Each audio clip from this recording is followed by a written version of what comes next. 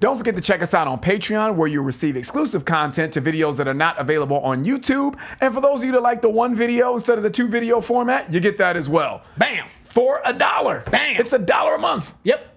I think we're cooler than a bag of Cheetos. You can't even get that for $1. Hey, that's true. Not hot Cheetos, though. Only like regular Cheetos. So check us out on Patreon, guys. We hope to see you there. What's up, guys? Your boys are back again. I'm Ryan, my man George. What's shaking, guys, man? We're excited about this one, bro. Round 1. Shout out to the free thinkers. Yeah, we got the grunge. Of the Grunge Marathon. Grunge-ish. I know. There's been a lot of comments of what's grunge, where is it? If you're not from Seattle or it didn't come out of Seattle, it's not grunge, right? It's been a lot of like, on Patreon, there's a lot of like, I've heard it's going to be a clusterfuck. this Grunge Marathon that we're going to be shooting, I've heard that it's going to be a disaster because people on Patreon were saying alternative rock bands are grunge, and if the band's not from Seattle's grunge, so we're gonna call this maybe the grunge-ish marathon. So I don't want us to lose focus of what we're doing here, man. It's exposure. We're trying to dig a little bit deeper into the genre, man, and just get exposed to other music that we wouldn't have hit if we just kind of do a little bit of heavy metal here, then go to grunge and go to classic rock. You know, we get a little deep dive into it. You know what I'm saying? So let's have fun, guys. We're gonna have fun with it. But grunge in itself, though, is controversial because it was provided by the media. The name of it was provided by the media. So I think in itself is kind of like a commercial thing. Like how can you let the media dictate what you're doing? You know what I mean? This kind of goes against the whole rock, metal philosophy. So I think people don't even like the name grunge or even it being associated with it at all. So it's just a difficult thing. It's a lot of ambiguous things kind of with I don't even want to call it a genre. I don't know. It's just a sound. We're going for a sound. I think that's a safe way to kind of approach this. You know what I'm saying? So let's read the wiki. Let's read the wiki. Let's see what the wiki says regarding grunge. I'm not saying the wiki is the end-all, be-all, but this will at least help us kind of navigate it. You know, grunge, sometimes referred to as the Seattle sound, is a rock music genre and subculture that emerged during the mid-1980s in the Pacific Northwest U.S. state of Washington. The early grunge movement revolved around Seattle's independent record label, Sub Pop. Shout out to Sub Pop, and the region's underground music scene. The owners of Sub Pop marketed Northwestern punk rock shrewdly, and the media was encouraged to describe it as grunge. You know what I mean? So it wasn't marketed very well, so the media took it upon itself to kind of try to figure out what this emerging scene is and what it sounded like, I guess, which came to mean a punk and metal hybrid style of music. By the early 1990s, its popularity had spread, with grunge bands appearing in California, then emerging in other parts of the United States and in Australia, building strong followings and signing major record deals. That's very important for us to point out. So if it's spread, right, it doesn't necessarily mean it has to be from Seattle. Doesn't necessarily have to be from Seattle, but this is based off the wiki. You know what I'm saying? So we're gonna have a lot of people. It's gonna be controversial regardless. It's not always accurate. I know. so I wanted to read that specific part and like emphasize that because we may be doing bands that may not specifically be from Seattle. I think Stone Temple Pilots, or maybe I don't know. I don't know what we're gonna do yet. We don't know what we're gonna do yet. But we may touch a few bands that aren't necessarily from the scene, but they embody the sound and the sort of the aesthetic of what grunge is. Okay, guys? Okay. Just want to make sure we're on the same page. That's why we may call this the grunge or grunge-ish marathon. A little bit more, guys, and then we're going to get into the song. It says the word grunge is an American slang for someone or something that is repugnant, and also it means dirt, essentially. The word grunge has been used to describe bands since the 60s. This was the first association of grunge with the grinding, sludgy sound of Seattle. It is expensive and time-consuming to get a recording to sound clean.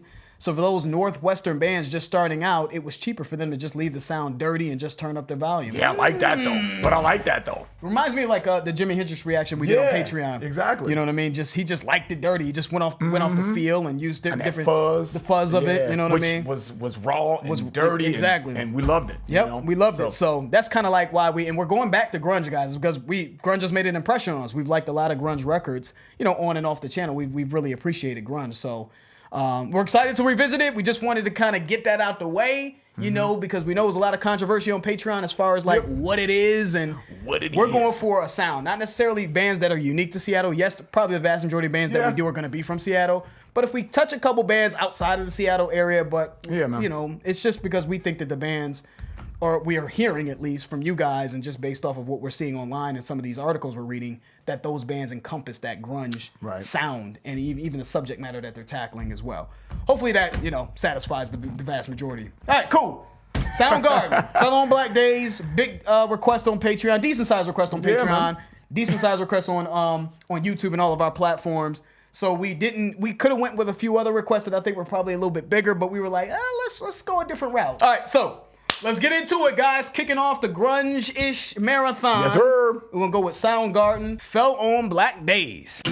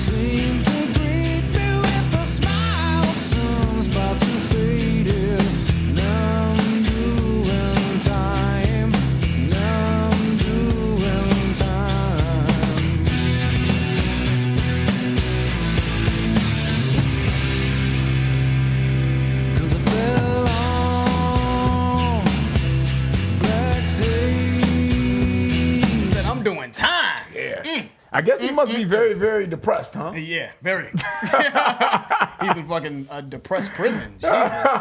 Rest in peace to Chris Cornell, by the way, man. Yeah, man. And that's another thing that I feel about grunge, man. It's just, I know that depression was tackled before the grunge scene, but I feel like they approach depression in such a, when I hear Soundgarden, Alice in Chains, and I think it has a lot to do with just the, just the drug usage during that time. You know what I mean? These guys were really going through it. Yeah. With a lot of these guys, unfortunately, perish due to that. You know what I mean? And they just struggled with that. So it was like this monkey on their back, this demon that was just destroying them. On top of just maybe other things going on in their lives, and on top of fame and just the challenges with fame and dealing with fame.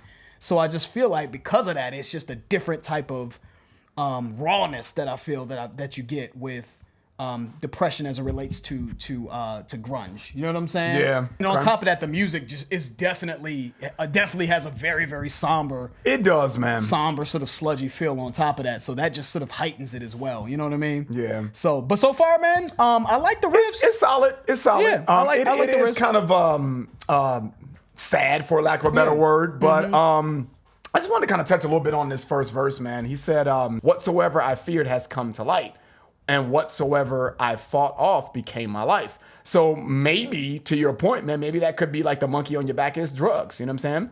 Yeah. Just when every day seemed to greet me with a smile, sunspots have faded, and now I'm doing time. I'm doing time. So maybe the sunspots is, maybe the joy, happiness. Yeah, the joy or happiness in your everyday life, and maybe, I don't know, man, maybe what he fought off was the urge or some kind of addiction or vice of some sort. You know what I mean? Okay. I think we all struggle with that in some capacity, in some kind. You can definitely apply it to you know. To it. You know what I mean? Seriously. So. Seriously. To your point, man, that's what I'm getting at. Because I fell on Black Days. I'm in depression, essentially, is how I'm taking it. So let's keep it going, though.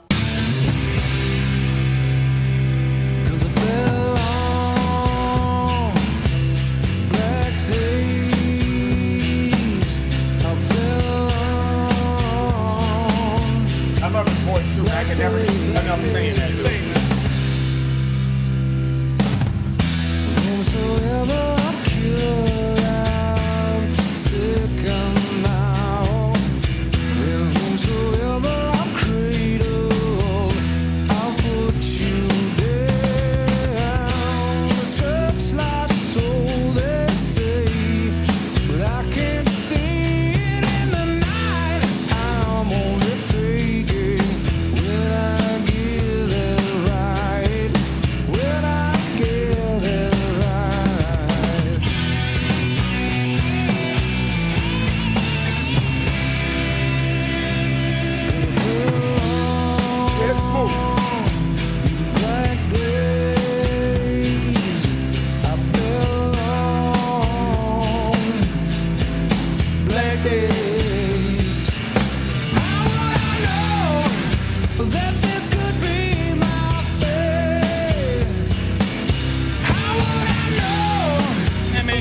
anything sound good. Yeah, he really can. He really though. can, man. He can bring what I feel is a good groove. Like it's good. The riffs are good.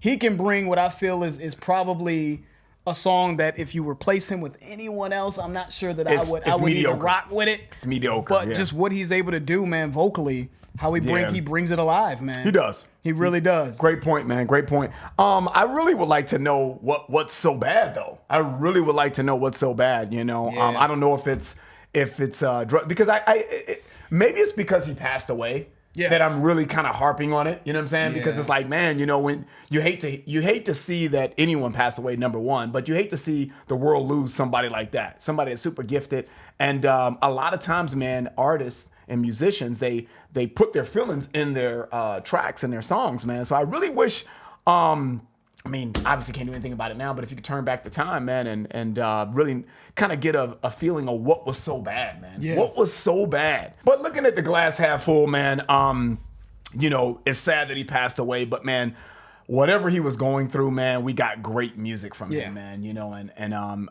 you seem to see that a lot from great artists, man. Yeah. If they're going through some kind of struggle in their life, man, beautiful things happen in their music, man. Let's keep it going. How would I know that this could be my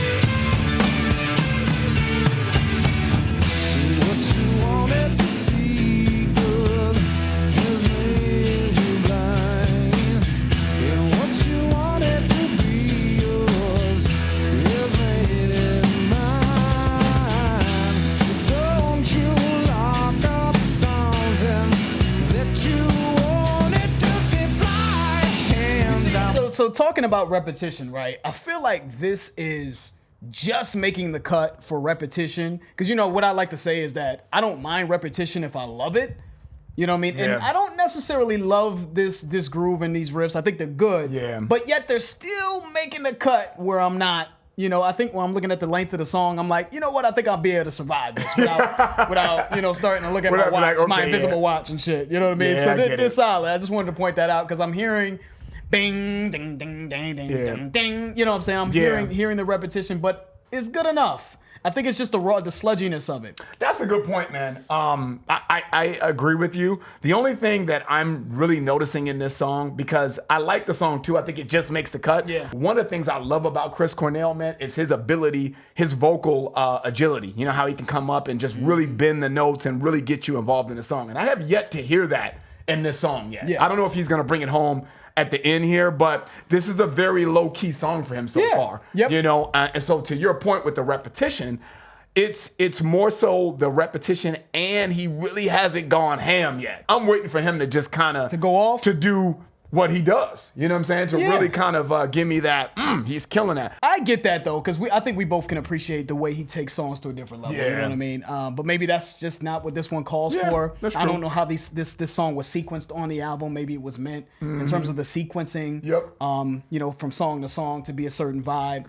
To me, this song sounds like a grunge song that could be played in a blues jazz club. Yeah, you know what I'm saying? True. Like it would fit in a jazz club. Like people wouldn't be looking like, who the fuck? Yeah, it has that sort of vibe. Feel, the vibe. It's very, very subdued. Yeah, but let's finish it up though. Don't you lock up something that you wanted to see fly? Hands out shaking, no, not tight.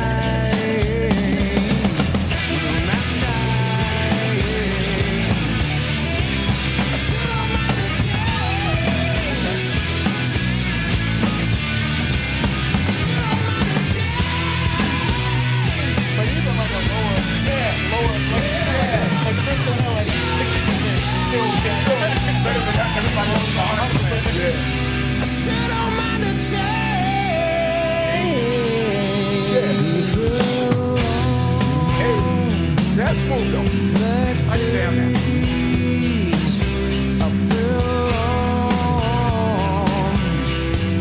Black days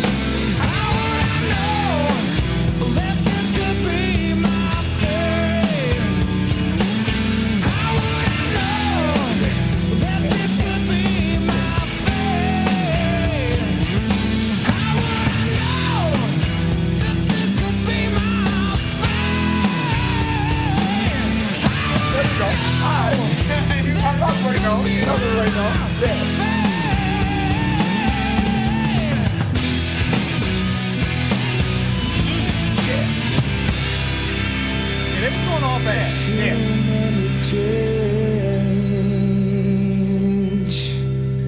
Okay. That could be a grower. Yeah. That could be a grower. That could be a grower on me, you know what I'm saying? No pause, man. Change that shit up, Man, grown men don't say pause. but pause. No grower. But for the record, pause. Yeah, man, that could be, man. That Yeah, just say something else, man. I'm a shower and a grower. Take that shit off. Not with 2 men in the room, man. No. I don't want to hear that shit from my boy, man. You know what I'm saying? Thank you, sir. That would just take on a life of its own. Yeah. This is ridiculous. All right, you ready? Yeah. That could grow on me, though. Yeah. That can grow on you? Because usually things don't grow on you. No, dude. I thought I was still going. No. I was like, damn, I fucked that one up. That could grow on me, though. I can see that one growing on me a little bit more. You know that what I could mean? grow on you? Okay, because that's saying a lot for George. Because if you guys watch any of the videos we usually do, man, it's like either you pretty much like it out the gate, or it's like, nah, man, I can't really So let me clarify.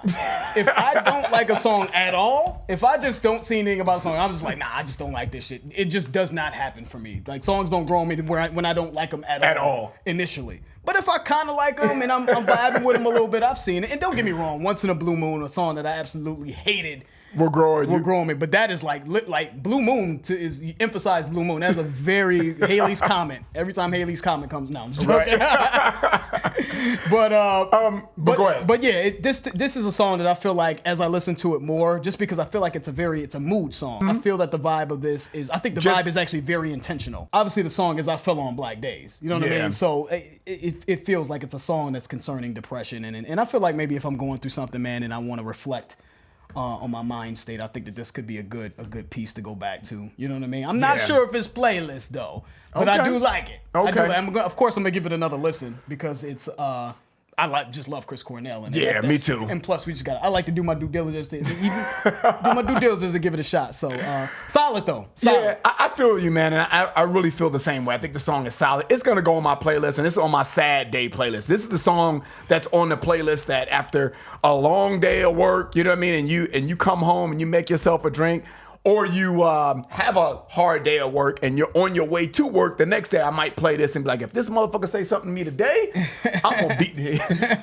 Lord help him. I could totally listen to a song like this, have a drink in my hand, and really just kind of reflect on what happened. You know what I'm saying? Whether it be, at work or something in a relationship or something like that. I really feel like that would be idealistic for me. On a bad day. Yeah. So solid offering from Soundgarden as usual, man. Yes, sir. Happy to kick off the Grunge Marathon, man. Yeah, We got man. a lot more coming, man. Let us know what you thought of that video in the comments, and that's it. If you guys enjoyed that, please hit the like button. If you haven't subscribed, please subscribe. And also, guys, we have a Patreon channel. We are now giving exclusive access to our content. The link for that will be in the description. If you're interested, make sure to check that out. I'm George. That's Ryan, Lost in Vegas. We out. We out.